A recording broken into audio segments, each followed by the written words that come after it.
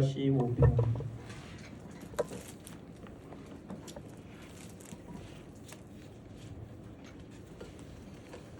본문이 길지 않으니까 우리 같이 합독하도록 하겠습니다. 시작. 내 마음이 좋은 말로 왕을 위하여 지은 것을 말하니 내 혀는 글솜씨가 뛰어난 서기관의 묵국과 같도다. 왕은 사람들보다 아름다워 은혜를 입술에 머금으니 그러므로 하나님이 왕에게 영원히 복을 주시도다. 아멘. 목사가 되어보니까 참 이 말씀이 설교하기가 굉장히 두려웠습니다. 글솜씨가 뛰어난 서기관의 묵굿과 같은 설교 준비를 해야 된다. 제 머릿속에는 그렇게 인식이 되어져 있거든요. 참 내 혀는 글솜씨가 뛰어난 서기관의 묵굿과 같다.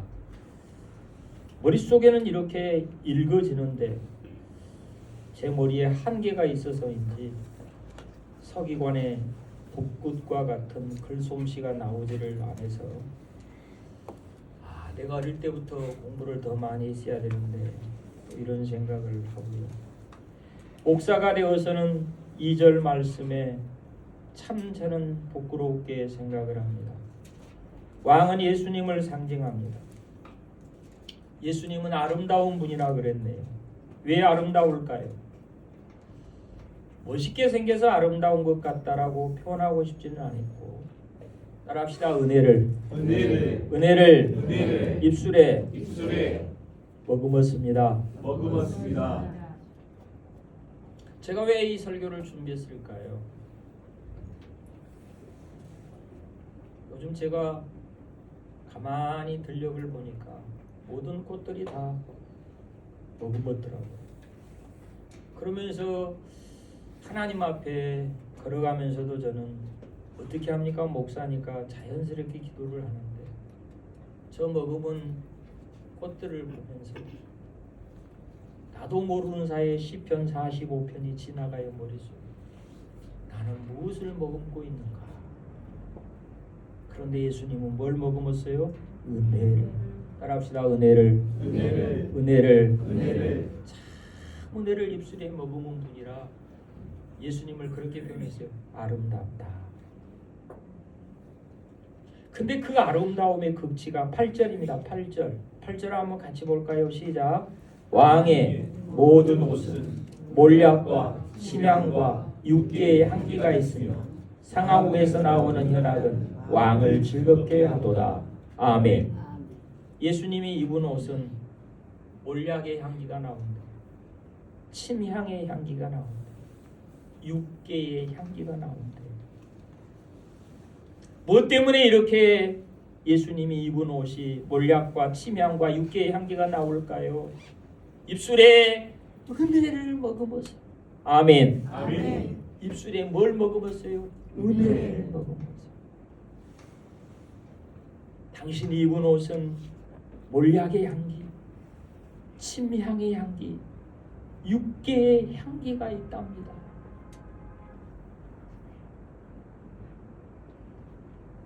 제가 히브리 원어를 한번 다 찾아봤어요. 너무너무 참 기가 막힌 단어였어요. 야피야 피타. 참 예수님은 아름답다. 뛰어나다. 탁월하다. 야피야 피타. 히스아카 엘로힘. 기가 막힌 마샤흐. 가장 아름다운 기름을 부으셔서 영원한 왕 되신 주님이 가장 아름답고 가장 뛰어나고 가장 탁월하대요. 참 이 말씀 앞에 한없이 참. 그래서 내 평생에 가장 잘한 일, 내가 예수를 믿었다는 것 우리 감사합시다. 아멘. 미국의 문학의 아버지라고 불리우는 마크 트웨인이라고 하는 분이 계셨어요. 1835년에 태어나서 1910년에 돌아가신 분인데 미국 문학의 아버지니까요. 3월달은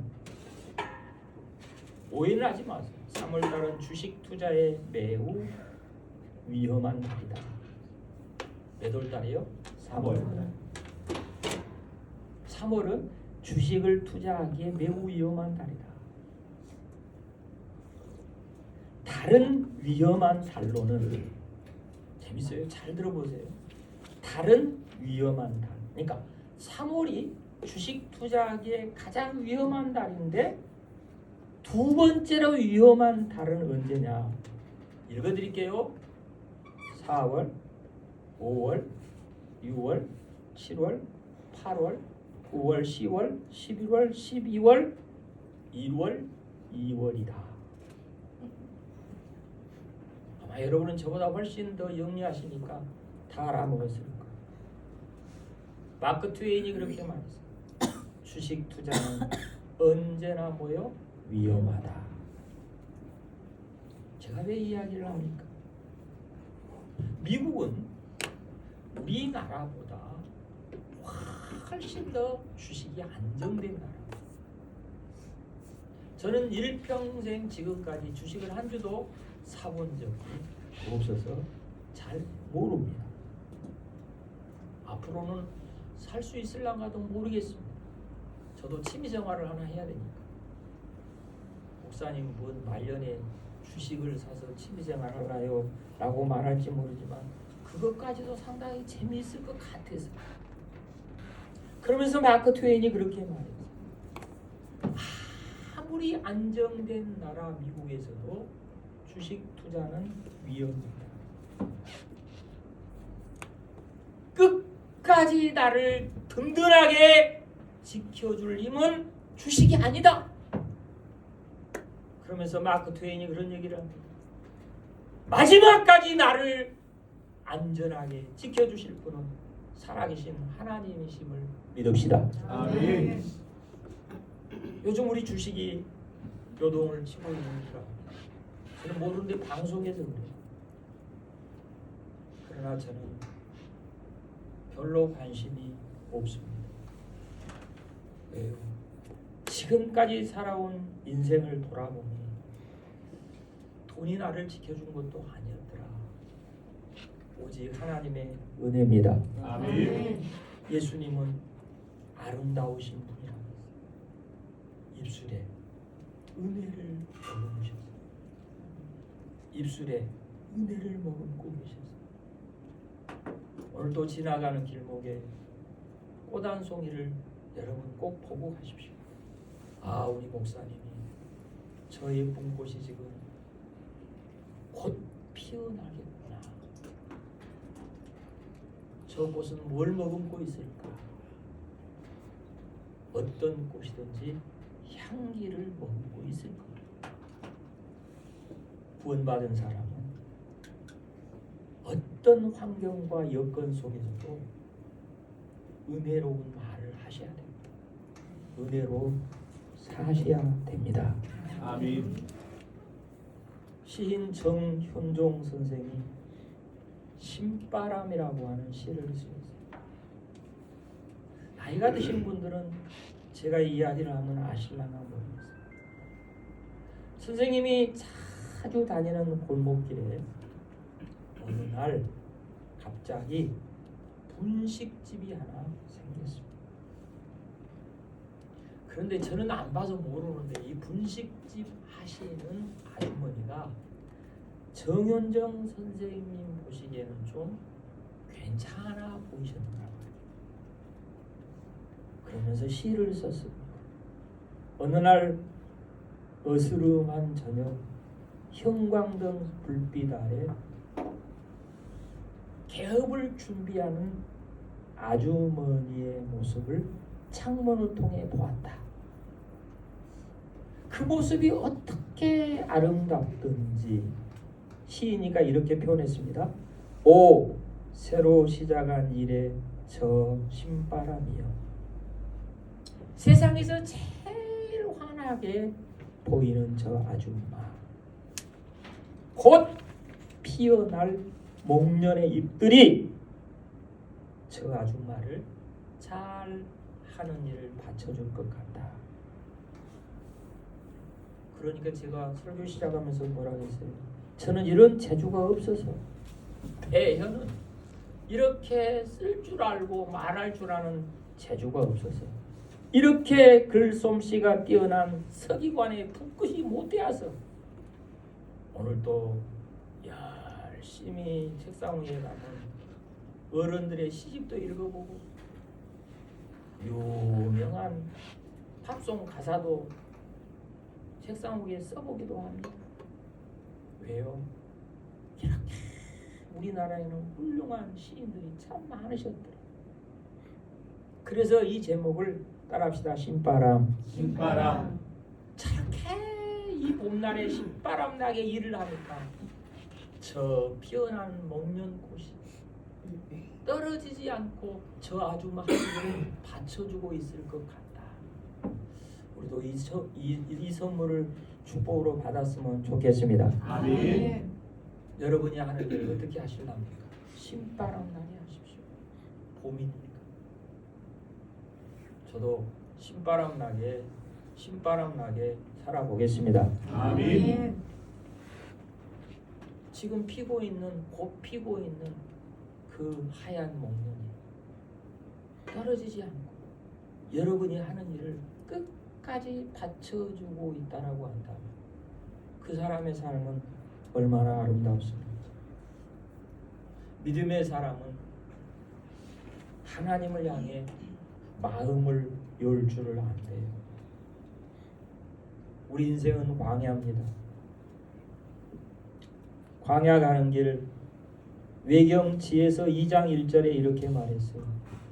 주님을 섬긴다고 할지라도 광야 인생길 고생할 준비는 하십시오. 뭘 할 준비하시라고?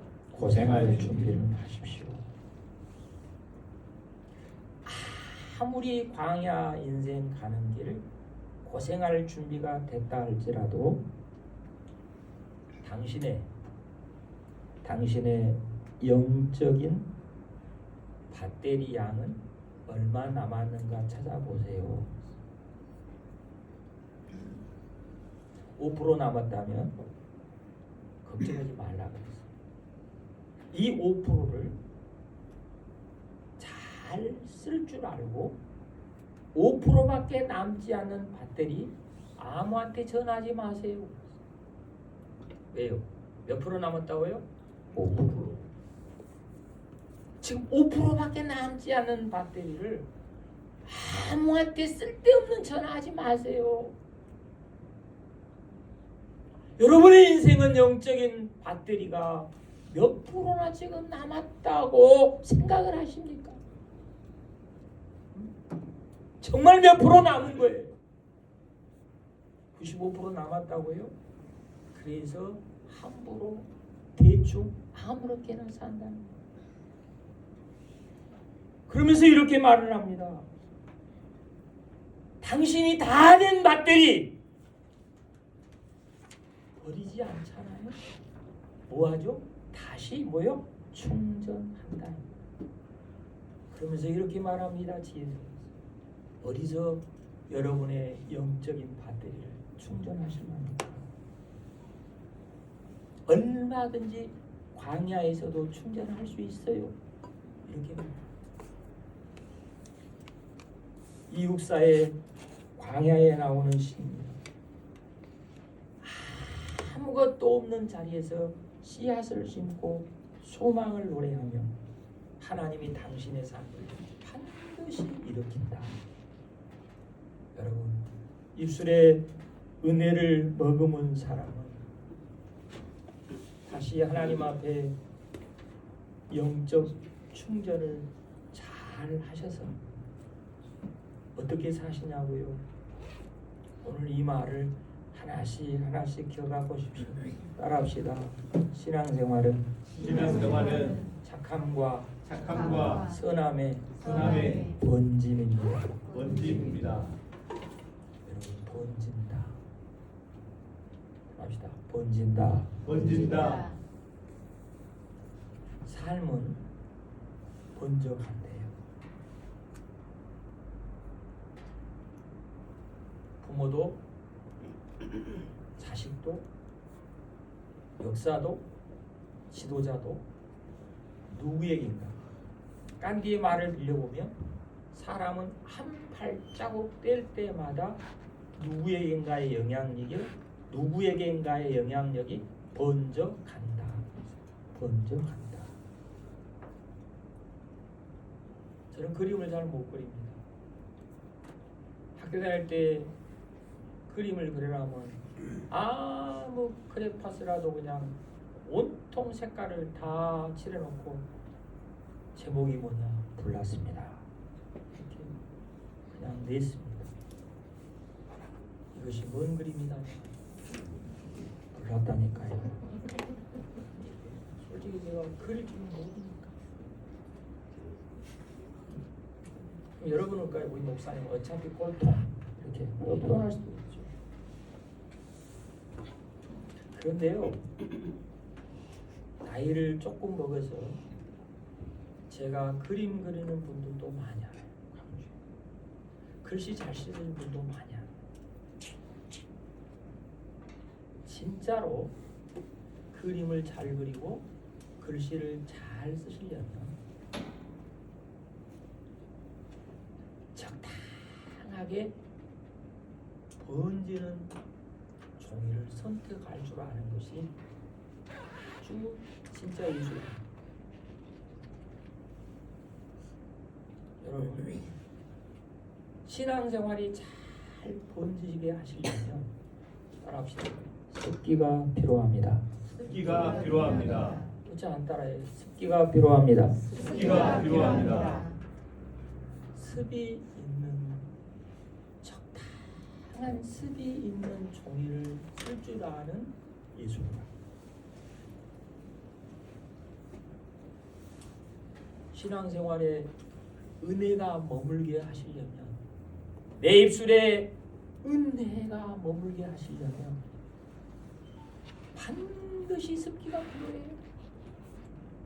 예수님도 씨 뿌리는 비유에서 씨를 뿌려놨는데 습기가 없어서 말라버렸다 그랬어요. 싹이 습기가 없어서 말라버렸다. 은혜를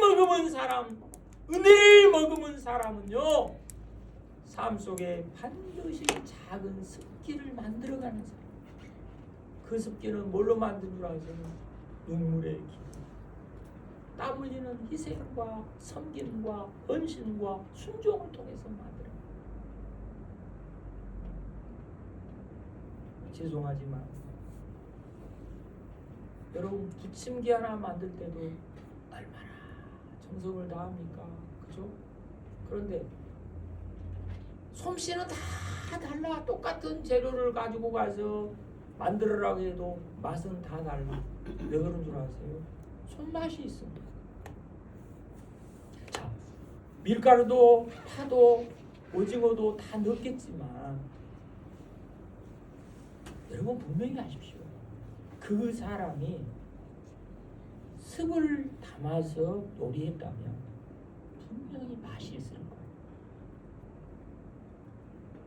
그런데 아무렇게나 적당하게 대충 하셨다면 그 음식은 절대로 맛이 없어요. 오늘 아침에 무슨 봄동 비빔밥을 만드신다고 2시간 동안 내내 집사람하고 준미자 집사님하고 부시라고 하면서 만들었어요. 감사함으로 드십시오. 아멘. 그 속에 뭣도 들어갔을 것 같아요? 습기. 습기도 들어갔어요. 여러분, 모든 예술 작품에 적당한 습이 필요한 이유를 제가 잠깐 설명드렸습니다. 은혜가 입술에 머물러 있는 사람은요, 영적인 습기가 머물러 있지 아니하면 그 은혜는 쉽게 떠나고 사라지고 날아갑니다. 왜 예수 믿는 사람들이 세상 사람들 앞에 매력 없다 그럽니까? 알베르 까미가 그렇게 말했어요. 무너진 제국의 폐허를 돌아다니면서 진짜 폐허가 될 가능성이 있는 동네는 누구냐? 그러니까 희망이라고 하는 매력이 없는 동네는 곧 망하더라. 제 말이 아닙니다. 알베르 까미의 이야기입니다.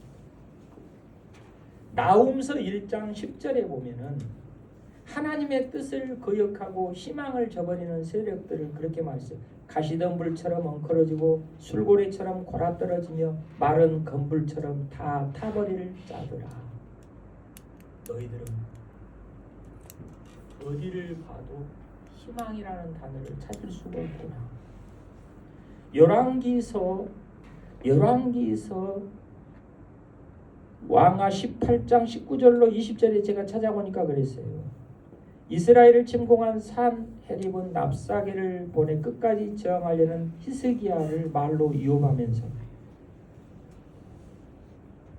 야, 너는 누구를 믿고 나를 배반하냐? 너는 누구를 믿고 나를 반역하냐? 히스기야야. 우리가 이 세상에 믿을 수 있는 사람은 하나도 없습니다. 지금까지 산 것이 은혜입니다. 아멘. 가만히 한번 생각해 보세요. 이제라도 나이 드셨으니 기도하십시오. 주님, 내 입술에 은혜만 머금고 내 뱉고 살고 싶습니다. 좋은 이야기 하나 해드릴게요. 중국 당나라에 40년 이상 중국을 통치한 여자 황후가 있어요. 측천무후. 이건 뭐 사실이니까. 측천무후라고 하는 중국 역사의 전무후무한 여자인데 이 측천무후에게는 누사덕이라고 하는 훌륭한, 지금으로 말하면 장관급 정도의 누사덕이라는 사람이 있어요. 근데 이 누사덕이라는 사람은 뭐가 그렇게 훌륭했는고 하고 봤더니 참 배려할 줄 알고 관용을 베풀 줄 알고, 한마디로 말해서 지금식 표현입니다. 제 표현입니다. 입술에 은혜를 머금은 사람처럼 살았어요. 누사덕이. 그런데 이 누사덕이 동생한테 유명한 말을 하고, 네가 앞으로 좋은 자리를 차지하게 되면 사람들이 너한테 시기 질투를 해서 네 얼굴에 침을 뱉을 수 있다. 잘 들어보세요. 네 얼굴에 침을 뱉을 수 있는데 네를 시기 질투해서 네 얼굴에 침을 뱉는다 하라고 했을 때 그 침도 닦지를 말아라. 침을 닦았다는 말은 네 속에 지금 화가 올라왔다는 말이다. 그러면 침을 뱉었는데 그러면 어떻게 해야 돼요? 침이 마를 때까지 뭐요? 기다려라. 닦지 말아라. 금방 침을 닦는 그 순간 네 속에는 지금 화가 지금 끓어올라왔다는 것이니 침도 닦지 말고 침이 절로 마를 때까지 허허 하고 웃으라. 이 단어를 타면 작은, 얼굴에 뱉은 침이 절로 마른다. 타면 작은. 그러면 묻으려고 목사님 어려운 말을 했었어. 입술에 은혜를 머금은 사람은 나한테 침을 뱉어도 그 침이 마를 때까지 허허하고 웃고 살아야 쓰겠다. 아멘. 아멘. 목사님 꿈 같은 소리 좀 하지 마시오. 그래서 은혜가 필요합니다. 아멘. 뭐가 필요해요? 은혜가 필요합니다. 그러면서 이런 얘기를 합니다. 누사덕 70을 다할 때까지 네가 명예를 뭐라고 생각하냐? 진짜 남자는 치욕을 참고 무거운 책임을 끝까지 질 줄 아는 사람을 인욕부중의 사람이라. 인욕부중의 사람이라. 이것 또한 은혜가 필요한 단어입니다. 그리고 네가 살면서 아주 부당한 대접을 받아도 제발 좀 따지지 말아라. 범이 불교. 다 은혜가 필요한 단어입니다. 요즘 애들은요 금방 따지고 대들어요. 그래서 속으로 뭐라고 하지? 범이 불교의 은혜가 필요한 놈이구나. 아멘. 아멘. 앞으로 저한테 따지려 하지 마세요. 뭐는 은혜가 필요하다고? 범이 불교의 은혜가 필요하구나. 저도 하나님 앞에 별로 안 따지려 그래요. 혹시 여러분 기분 나쁘다고 나한테 침 뱉어도 내가 침 마를 때까지 기다리라. 아멘입니다 하고 기다리겠습니다. 내 입술에 뭘 머금었다고? 은혜. 아멘. 아멘. 우리 성도들은 내가 설교를 잘해도 반응이 없어. 참 한장했습니다. 아멘. 아멘. 어떻게 아멘을 이렇게 안 해? 밥을 한 숟갈도 못 먹는 사람. 아멘. 아멘. 기분 나쁘게 돼. 나는 죽고 살고 설교 준비하고 와서 설교를 하는데 여러분은 식은밥 얻어먹은 것처럼 나를 쳐다보고 있으니 참말로 환장할 일이죠 이것이. 사실 저는 늘상 믿음으로 산다는 것은 멕시코 속담을 저는 늘 기억을 합니다. 사람들은 우리를 죽을 때까지 자기 아래에 두고 묻으려고 한다. 자기 뭐에 둬요? 아래에 두고 끝내는 뭐 해보려고요? 묻으려고 한다. 이 말은 죽이려고 한다 이 말 아닙니까? 모든 인간, 부패하고 타락한 모든 인간은 죽을 때까지 나를 아래에 두고 묻으려고 한다. 근데 멕시코 사람들은, 배운 사람들은 그렇게 인사를 한다고 합니다. 그러나 나는 씨앗이다. 따라합시다. 그러나 나는 씨앗이다. 씨앗이다. 너희들이 아무리 나를 묻으려고 해도 나는 싹이 다시 뭐요? 난다. 뭘 머금은 사람이죠? 은혜를. 나 이제 내 설교를 조금씩 알아보가 참 내가 행복해. 아멘. 아멘. 뭘 머금은 사람이라고? 은혜. 은혜를 먹었어. 은혜를 머금었으니까 성질 난다고 그냥 말하지 말라.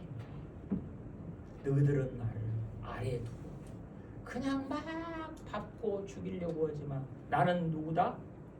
씨앗. 금방 또 잊어버렸어. 30초 지났는데 또 헷갈려. 다시 나는 씨앗입니다. 씨앗입니다. 나는 뭐라고? 씨앗입니다. 어른은요. 따라합시다. 어른은 아무것도 하지 않지만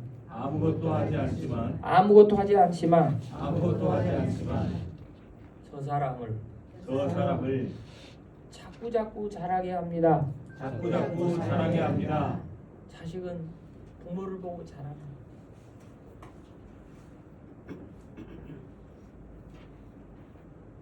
제가 목회를 해보니까 내가 대학부 지도할 때도 그랬어요. 우리 집에서 맨날 미겨주고 재워주고 해도 너희들은 나처럼 살아야 된다 그래도 뭐라고 줄 아세요? 목사님 인생이고 나는 내 갈 길이 달라라. 나는 이대로 살다가 죽을라는데 왜 자꾸 그렇게 나를 귀찮게 하여? 얼른 밥이나 주시오. 제가 살아보니까 그러는 거예요. 어른은요 뚜렷한 자세를 가진 사람, 어떠한 경우에도 자기를 이긴 사람. 어른은 스스로 산이 된 사람이다. 그 산은 어떤 산이냐? 히말라야 산이 아니고 앞산. 아무나 편하게 오를 수 있는 앞산이 되어주고 앞산과 같은 사람이 누구라고요? 우리 성도들 어른 좀 되어져 갑시다. 아멘. 뭘 먹어야 은혜가 어른으로 성숙하냐? 한번 가만히 생각해. 하나님의 은혜가 내가 뭘 먹고 이렇게 나를 이렇게까지 입술의 은혜를 먹고 성숙하게 해갈까? 갈라디아서 6장 1절에 보면은 이렇게 말합니다. 무질서하게 게으르게 무절제하게 살아가는 사람들의 마음은 약한 사람이다. 따라합시다. 약한 사람. 약한 사람. 그러니까 악서싼 사람도 약한 거예요. 뭐라고 하는지 아시겠죠? 그냥 지 마음대로 사는 사람도 뭐한 사람이라고요? 약한 사람. 그러니까 저 사람이 배웠냐 못 배웠냐 교양 있냐 없냐 이런 말 하지 마세요. 그냥 모든 상식적이지 않고 도덕적이지 않고 윤리적이지 않는 사람은 다 뭐한 사람이에요? 약한 사람. 근데 그 사람들을 볼 때 은혜를 입술에 머금은 사람은 누구냐? 입장이 바로 들어선 사람이라. 그렇게 따라합시다. 입장이 바로 들어선 사람. 바로 들어선 사람. 어째 또 안 따라가요? 입장이 바로 들어선 사람. 바로 들어선 사람. 그러니까 입장이 바로 들어선 사람은 은혜를 머물고 있기 때문에 아이고 저 불쌍한 영혼 그렇게 하면 안 된다 이거. 저도 그렇게 살지 않으려고 애를 쓰고 있습니다. 그래서 성경 베드로전서 4장 9절에 보면은 불평 없이 따뜻하게 대접하라. 여기서 불평이란 말은 평생 구시렁 되지 말아라. 따라합시다. 구시렁 되지 말아라. 부시렁 되지 말아라. 뭔 말인지 아시겠죠? 그러니까 옆에 있는 사람이 마음에 안 들고 남편이 마음에 안 들고 자식이 마음에 안 들어. 뭐 되지 말아라? 구시렁 되지 말아라. 그러면서 이렇게 말합니다. 환대해보라. 이게 성경적인 말이에요. 환대하라. 너는 입술에 뭘 머금었다? 은혜. 그러니까 은혜를 머금은 사람은 구시렁 되지 않습니다. 아멘. 따뜻하게 대접하고 환대할 줄 아는 사람이 입술에 은혜를 머금은 사람인 줄 믿습니다. 아멘. 아브라함 이야기가 18장 창세기 18장 5절과 창세기 19장 2절과 히브리서 13장 1절에 나옵니다. 마태복음 25장에도 나옵니다. 그냥 구시렁 되지 말고 무조건 환대해라. 우리 환대하고 삽시다. 아멘. 마지막으로 제가 이 말을 하고 마치려고 합니다. 따라할까요? 끈기, 온기, 생기. 자, 믿음은 은혜 받았기에 끈기로 삼.